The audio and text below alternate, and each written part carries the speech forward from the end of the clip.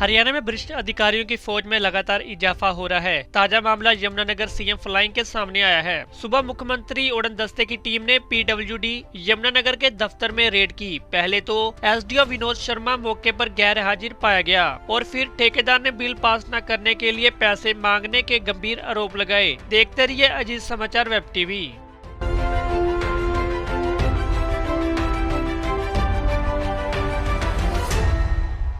Duty magistrate की मौजूदगी में कर्मचारियों को चेक किया गया। कर्मचारियों में एसडीओ को छोड़कर सभी हाजिर पाए गए। 2 जेई मौके पर साइट पर गए, जिनकी लोकेशन चेक की गई। चेक करने पर वो मौके पर ठीक ड्यूटी पर पाए गए। जो एसडीओ वगैरह जो थे वो मौका पर हाजिर नहीं मिले। उसके बाद उसी समय एक मांगेराम ठेकेदार मौका पर आया, जिसने बताया कि मेरा 1 साल से मेरा पेंडिंग बिल है, जो बिलों के ऊपर साइन हो गए लेकिन एमबी के ऊपर साइन नहीं करे। जब तक सुविधा शुल्क नहीं मिलेगा तब तक साइन नहीं होते इनके ऊपर। जब सुविधा शुल्क मिल जाता है और साइन हो जाता है। पहले भी उसने बताया कि मैंने पहले भी 20,000 रुपये 7 लाख की रकम अपना बरामद करने में दिए थे। जो विनोद शर्मा जो है ना, उसने कहा भी मैंने कभी पैसे नहीं लिए, लेकिन बिना बिलों पर साइन मार दिए विनोद, लेकिन एमबी पे साइन नहीं किए। इससे साफ जाहिर होता है कि बिल जो है ना इसी कारण से रुके हुए हैं कि जब तक सुविधा शुल्क नहीं मिल जाता तब तक जो है वो एमबी पे साइन नहीं होते, तब तक बिल नहीं होते। जिस संबंध में विनोद शर्मा एसडीओ से पूछताछ की गई, जिसने बताया अभी साइन होने के बाद कोई भी हमने लेटर ठेकेदार को नहीं लिखा। जिस संबंध में रिकॉर्ड कब्जे में लिया गया है और जैसे ही अपना ऊपर रिपोर्ट आई, ऊपर अफसर वालों को सूचित किया जाएगा और अधिकारियों को भी सूचित किया जाएगा। उसके साथ जैसा होगा आदेश मिलेगा वैसी कार्रवाई में मिलाई जाएगी। क्या लगता है सर, ये जांच का विषय है या? जांच का विषय बाद में बन गया। पहले औपचारिक निरीक्षण था। जब मौके पर मांगेराम ठेकेदार, उस समय जो है ना निरीक्षण का वो जांच का विषय बन चुका है अभी। और जब भी ये ठेकेदार इनके पास आया, इसने बताया मेरे साथ बदतमीजी से पेश आया एसडीओ। क्या नाम है एसडीओ का? एसडीओ विनोद।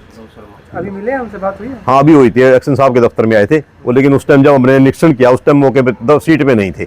जो रिटायर होने के बाद लगा हुआ है यहाँ पर, जो दफ्तर में जो है ना समय पर नहीं पहुँचते। तो कार्रवाई के लिए लिखा है आपने? अब हमने जो है ना क्या नाम एक्शन साहब को बोल दिया और आगे अफसरों पर लिख के जैसा आदेश होगा अब कार्रवाई में लाई जाएगी। रिटायर्ड होने के बाद भी लगे हुए हैं, एक्सटेंशन भी लगे हुए हैं। ऐसे विनोद शर्मा ने अपना कंप्लेन अपनी कंप्लेन हमारे को एक सौंप दिया है, जिसकी कॉपी हमने एक्शन को भी दी। मांगेराम कोई कंप्लेंट, पहली बात तो हमारे पास कंप्लेंट नहीं लगी पड़ी। दूसरी बात, हमारे ये मैकेनिकल विंग का जो एसडीओ ऑफिस है उसका ये एस्टीमेट था और उस एस्टीमेट में इसने काम पूरा किया नहीं और हम इसको लगातार यही कहते रहे। बार बार ये बस बातें बना करके निकल जाता है जी मैं अभी कर दूंगा, 10 दिन में कर दूंगा, 20 दिन में कर दूंगा। काम इसने किया नहीं। मैंने अपने जेई को भी लेटर लिखा, फाइनली उसकी कॉपी मैंने सीएम फ्लाइंग को भी दे दी है कि भाई ये जो जितना भी काम इसने किया इसको समाप्त कर दिया जाए, ख़त्म करे उसको, और इसकी कोई बिजी वगैरह बनती है तो वो फॉरफिट कर ली जाए।